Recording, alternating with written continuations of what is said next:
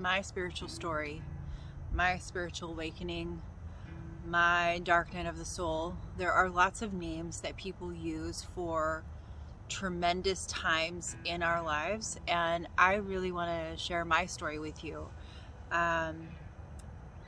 I would say there are three major components to my spiritual awakening, and it's such a personal thing, and I hope that with me sharing this with you, that it will resonate somehow, and it will offer you comfort and offer you support in, if nothing else, just knowing that you're not alone.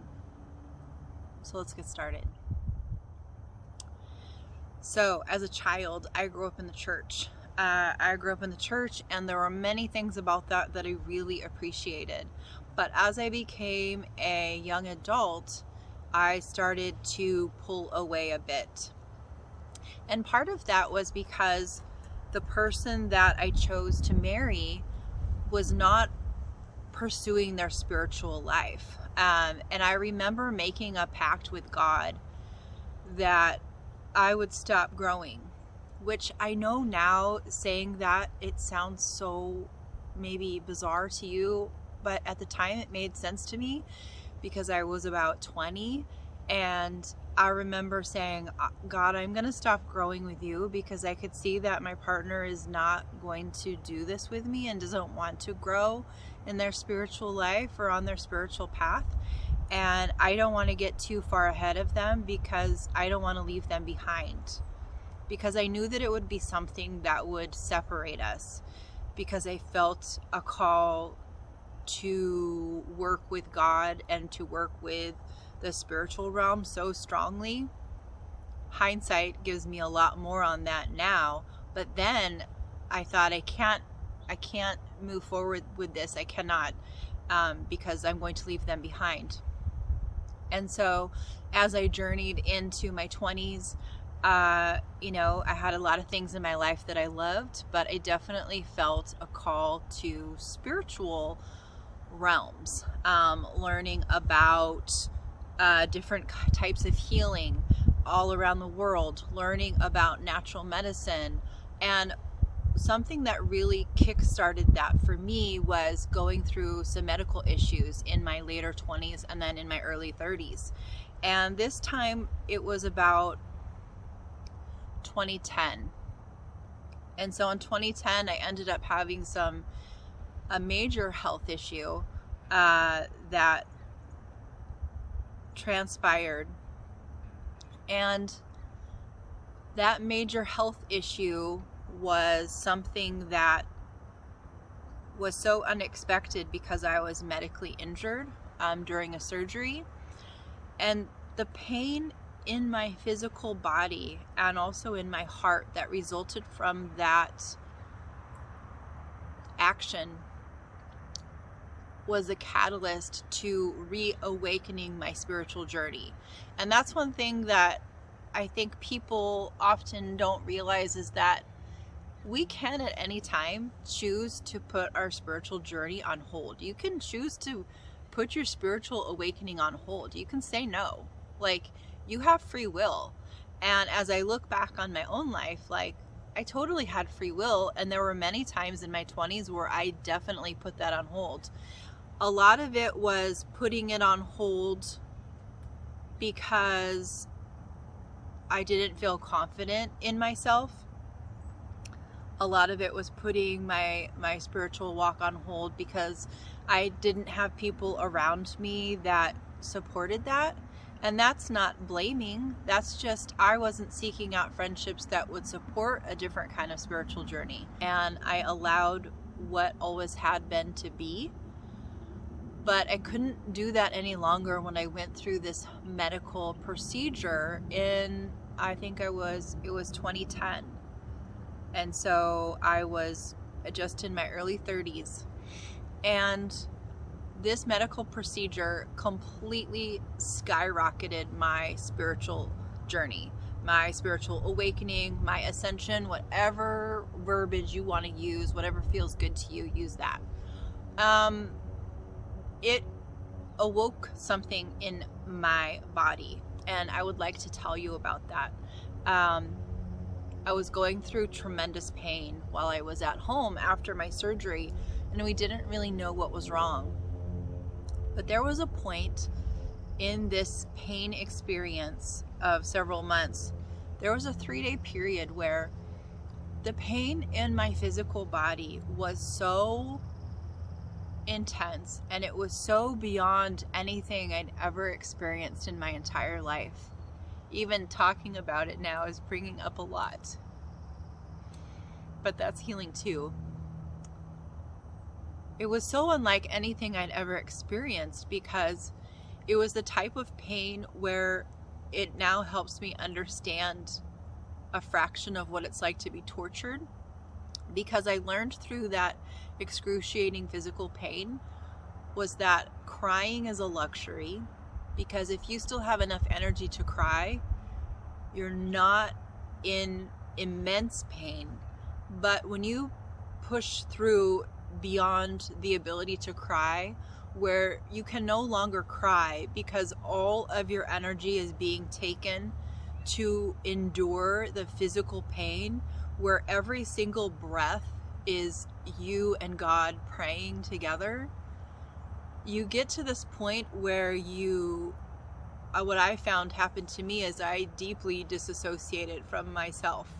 And what ended up happening, I can recall from at this point in my life, what I can recall from that time is that I had about a 72-hour period where it was just myself and spirit, where I was on the astral, 3 days, 3 nights approximately. And I had 3 days and 3 nights of such excruciating pain that I wasn't able to cry. I wasn't really able to talk about it. And it was just me and God.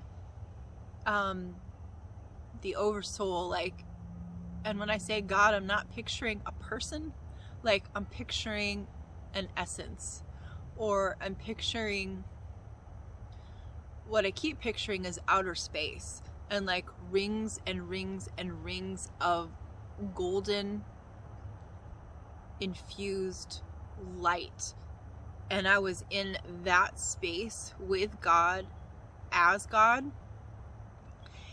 And I remember God speaking to me over and over for those 3 days. And part of my lesson in that space was to understand that at any point in time, there is a person on the earth who can be a portal for the pain that the earth is experiencing. And that part of my spiritual journey here on earth was to be an alchemizer. My gift was to alchemize pain, and God was offering me the opportunity, if I wanted to take it, to become a portal in the span of 3 days. I didn't know how long that was going to last. I was just deeply with God this whole time. Probably if you came into my house and looked at me, I could have looked somewhat normal. I could have looked like I was taking a shower or taking a nap, but I wasn't. It was me and spirit were so together and so in alignment. And God offered me the opportunity to alchemize pain. And not just my own pain, but God offered me, wow, I've never spoken of this before. God offered me the opportunity to be a portal for the pain of the entire earth. And I said yes. And so God showed me what that looks like. And that is an offering that comes to us on earth on our spiritual journey. It's not for everybody, but it is for some of us. And I was offered that, and I said yes. And what it started out as, if I could, I said to God, I said, if I take this pain right now, I can do it. If I put my mind in the frame of I can do it for my children. If in this moment right now, if I can be the portal of pain, and I will take all the pain for my children for the rest of their physical lives, hell yes, I will do it. I will endure all of this pain because my body was racked with pain. I can take it, give it. And I remember laying on the floor one of the evenings, just crying out and laying with my arms open on my bedroom floor and just saying to God, I'll take it all. Give me all the pain. And that's where it went from being the pain of my children to God offering me, would you like to be a portal for the pain of the world? It's your turn if you want it. And I said yes. And that's when the pain of the entire world was funneled through me. It's really interesting. It's not until I'm telling this story that Warrior Goddess Garden is starting to make more and more sense to me, because that name was given to me by Spirit. I didn't choose it per se, but I liked it. And the saying that we turn pain into power, it's from that moment in 2010. It was December of 2010. And I agreed to take the pain of the earth on and alchemize it. And I was shown that that was a gift of mine, to be with the pain of others and to transform it. And that I could not move forward in my spiritual journey until I understood that at any moment one of us is and also has the ability to do that for the earth. What I was shown during that time was that at any given moment, there is a human on earth being a pain portal that is transforming, alchemizing, transmuting that pain of the collective through them, and they are creating love with it. We are, what I want to say, looking back now with hindsight, is we alchemize it to bring it into a higher vibration. So when you are in the depths of grief, having someone be a pain portal where they have the ability to alchemize that pain and then vibrate it into love and joy for the collective, it's a real gift. And so that was a major component of my spiritual awakening. I would have to say that that moment, those 3 days, the 72 hours,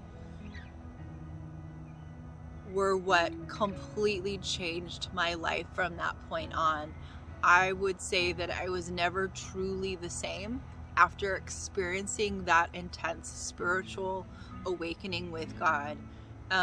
Knowing that we have the ability to become a pain portal completely just blew my mind and blew everything I thought I knew about God and spirituality out of the water.